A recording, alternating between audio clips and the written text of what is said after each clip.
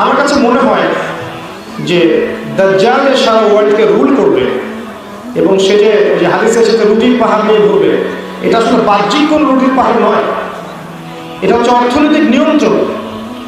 এর ফলে সারা বিশ্বের অন্যান্য মানুষ তার দিকে ঝুঁকে থাকবে, এভাবেই সে ওয়ার্ল্ডকে রুল করতে পারবে ইকোনমিক নিয়ন্ত্রণ দিয়ে। আজকে যাদের হাতে অর্থনৈতিক নিয়ন্ত্রণ তারা আজকে বিশ্বকে রুল করছে। এরপরেও আছে বোগাস একটা মনিটরি সিস্টেম। অনেকদিন বুঝেছি, অনেকের মাথার উপর দিয়ে যায়, বোঝে না। তো আমাকে বলে যে আপনি তো গোল্ড দিনার পছন্দ করেন, সিলভার দিরহাম পছন্দ করেন, কাগজের টাকাটাকে বেশি পছন্দ করেন না, তো আপনাকে আমরা মাহফিলে আনতে চাই, মাহফিলে এনে আপনাকে গাড়ি ভাড়া হিসেবে টাকা না দিয়ে চাল এবং সোনা দিতে চাই। তো টিটকারি করবো, মজা করবো আর কি। কিন্তু বাস্তবতা হচ্ছে এই, যদি সত্যি সত্যি তাই করতেন আরও তো আমি খুশি হতাম। কারণ আমি জানি যে আপনার সিস্টেম চিরদিন থাকবে না সামনে, এবং আপনার পেপার মানিও চিরদিন থাকবে না, বাট আপনার গোল্ড এবং সিলভার আপনার থাকবে ইনশাআল্লাহ। আপনার জমি থাকবে, আপনার গবাদি পশু থাকবে, ব্যবসার ইনভেস্ট থাকবে, গোল্ড এবং সিলভার থাকবে ইনশাআল্লাহ। যেহেতু সে বোঝেনি, নাদান অজ্ঞ, সেহেতু সে মন্তব্য করেছে, কিন্তু মন্তব্য ভালো। যদি আমাকে সত্যি তাই করতেন খুশি হতাম, খুশি হতাম, এবং আমি আরো লাভবান হতাম মাশাআল্লাহ। যদি বলতেন যে আসেন মাহফিলে 200 জমি কিনে দেবো, আমি বলতাম মাশাআল্লাহ, হাদিয়া দিব 200 জমি দেবো, মাশাআল্লাহ আলহামদুলিল্লাহ। মাহফিলে আসেন ভাই, টাকা দিতে পারবেন না, কিন্তু টাকা পছন্দ করেন না, আপনাকে ইয়া দিব, সোনা দিব, কয়েক আনা কয়েক ভরি, মাশাআল্লাহ আলহামদুলিল্লাহ। যাই হোক, শোনেন, শিখেন কিছু। একটা আছে সাস্টেইনেবল অ্যাসেট, আনসাস্টেইনেবল অ্যাসেট। আপনি সম্পত্তি এমন কিছু জায়গায় রেখে দিয়েছেন যেটা সাস্টেইনেবল না, যেটা স্থায়িত্ব সময়ের সাথে সাথে শেষ হয়ে যাবে। আর একটা সম্পদ আছে সাস্টেইনেবল, যেটা আপনি রেখে দিলে সময়ের সাথে সাথে মান তো কমবেই না, বরং বাড়বে ইনশাআল্লাহ। কথা কি বুঝতে পারছেন?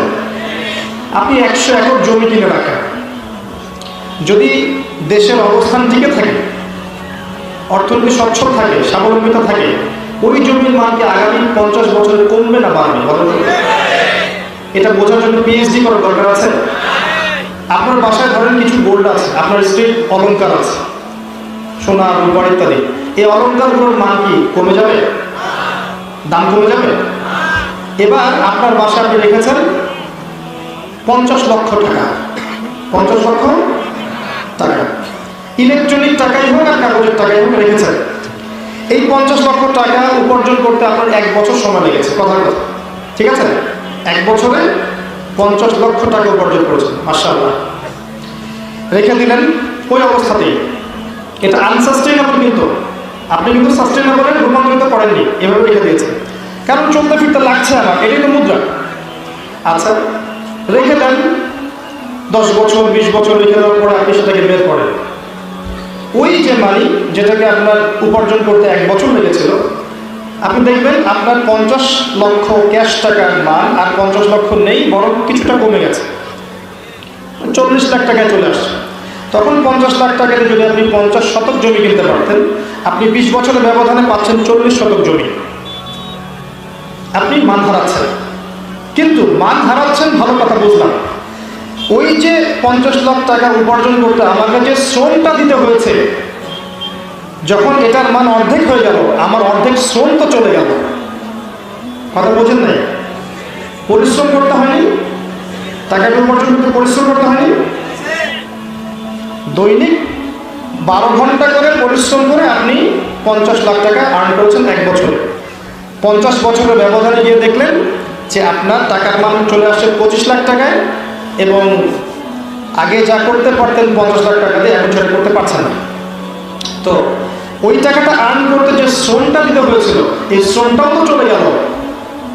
কারণ আমি যদি আপনাকে বলি যে আপনি আমার ফার্মে কাজ করেন, 1 বছর কাজ করবেন, কিন্তু আমি আপনাকে 6 মাসের স্যালারি দিব, নিশ্চয়ই করবেন? কেন করবেন না? আপনি ভালো বুঝতে পারছেন এবার যে আমি 1 বছর কাজ করে 6 মাসের স্যালারি কেন নিব? যদি আপনার উপার্জনটা এমন অ্যাসেটে হতো যেটা সাস্টেইনেবল, যেটা ছিল দীর্ঘদিন।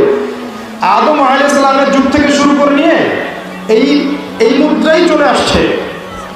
আর নবীদের যুগ ঘেঁটে দেখেন, রাসূল সাল্লাল্লাহু আলাইহি ওয়াসাল্লামের যুগ ঘেঁটে দেখেন, সাহাবায়ে কেরামদের যুগ দেখেন, তাবেঈনদের যুগ দেখেন, সালফে সালেহিনের যুগ দেখেন, এমনকি যে অটোম্যান এম্পায়ার ডিফিট হওয়ার আগের 100 বছর দিকে তাকিয়ে দেখেন। 1800 শতাব্দী পর্যন্ত, 1800 সাল পর্যন্ত ওই মুদ্রাই ছিল। তো ওই মুদ্রাই ছিল, যেটা এখন নাই, হারাম করে দেওয়া হয়েছে। আপনি চাইলেও সেটা দিয়ে কিছু করতে পারবেন না। এখন যদি আপনি আপনার এই 50 লাখ টাকায় বেতন না পেয়ে আপনি যদি স্বর্ণ মুদ্রায় বেতন পেতেন, কথার কথা যে আপনি ক্যাশে বেতন না পেয়ে স্বর্ণ মুদ্রায় বেতন পেয়েছেন, 50 দিনার পেয়েছেন। কয় দিনার?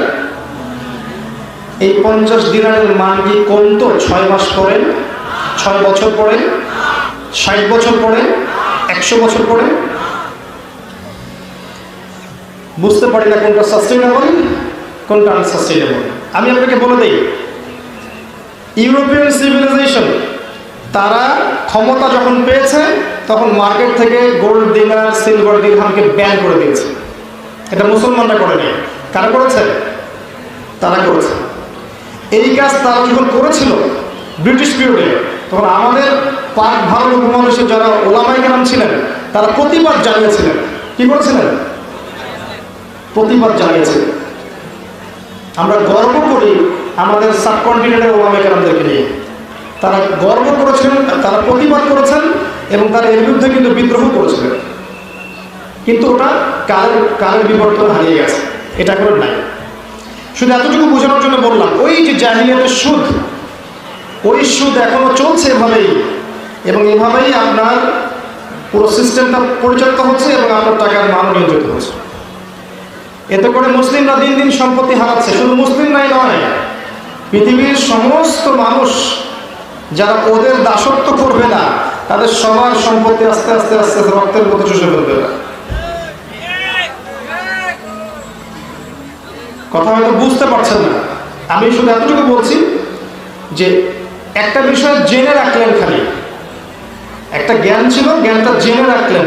এই জ্ঞান দিয়ে হয়তো এখন কিছু করার নাই, আপনি চাইলেও কিছুই করতে পারবেন না, জাস্ট জেনে রাখলেন। এই যে মদ হারাম, জানেন না? কিন্তু মদ যে মানুষ দেধারসে খাচ্ছে, আপনি কি ঠেকাতে পারবেন? কোনো আইন দিয়ে এটাকে বন্ধ করতে পারবেন? এখন পারছেন না। মদের যেসব দেশে মদের লাইসেন্স দেওয়া হয়, আপনি কি চাইলে বন্ধ করতে পারবেন? পারবেন না। কিন্তু আপনি জানেন যে মদটা হারাম, জানেন না? জানেন যে অপরাধ।